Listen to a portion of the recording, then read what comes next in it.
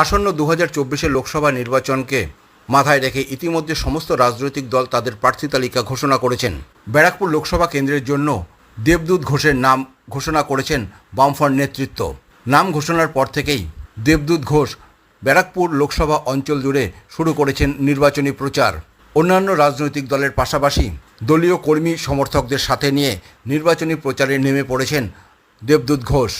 মঙ্গলবার বৈকালিক প্রচারে ব্যারাকপুর আনন্দপুরী মাঠ থেকে বর্ণাঢ্য শোভাযাত্রা সহকারে প্রচার মিছিলে পা মেলালেন দেবদূত ঘোষ।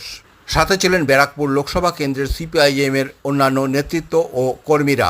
বর্ণাঢ্য এই প্রচার মিছিলটি ব্যারাকপুর পৌরসভা অঞ্চলের বেশ কয়েকটি ওয়ার্ড পরিক্রমা করেন। মিছিল শেষে সিপিআইএম প্রার্থী দেবদূত ঘোষ জানালেন, নির্বাচনকে উপলক্ষ করে যেভাবে অশান্তি ছড়ায় সমস্ত রাজ্যে, সেই অশান্তি না করেই শান্তিপূর্ণ ভোট চান ব্যারাকপুর অঞ্চল জুড়ে। পাশাপাশি শ্রমিকদের উন্নয়ন তাদের প্রধান হাতিয়ার বলেও জানান দেবদূতবাবু।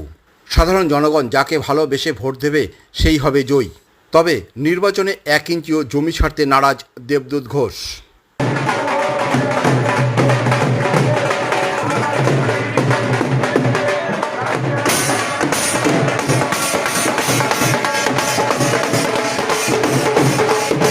বেশ কিছুদিন হয়ে গেল আমরা আমাদের 7টা বিধানসভাতেই যেতে পেরেছি এবং কয়েকটা জায়গাতে কয়েকটা বিধানসভায় একাধিকবার যেতে পেরেছি, যেমন এই আমাদের ব্যারাকপুর বিধানসভায়। তো মানুষের অভূতপূর্ব সাড়া, তার কারণ হচ্ছে দেশ জুড়ে এবং রাজ্য জুড়ে যা চলছে তাতে মানুষ অতিষ্ঠ। আপনারা লোকালি জানেন 2012তে কামদুনি ঘটেছিল। আমি কামদুনি যেদিন ঘটেছিল তার পরের দিনই ওখানে গিয়েছিলাম এবং সেখানে মানুষের সাথে কথা বলে একটা অভিজ্ঞতা সঞ্চয় হয়েছিল। লাস্ট গেছিলাম ধরুন সন্দেশখালিতে।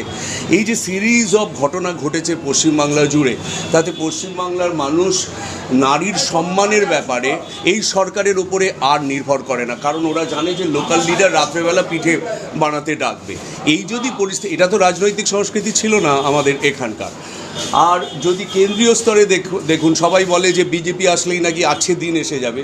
ত্রিপুরাতে গত পরশু দিনই ডিক্লারেশন হয়েছে 2018-র পর যারা কাজে যোগ দিয়েছেন সরকারি কাজে, তারা কোনো রকমের রিটায়ারমেন্ট বেনিফিট পাবে না।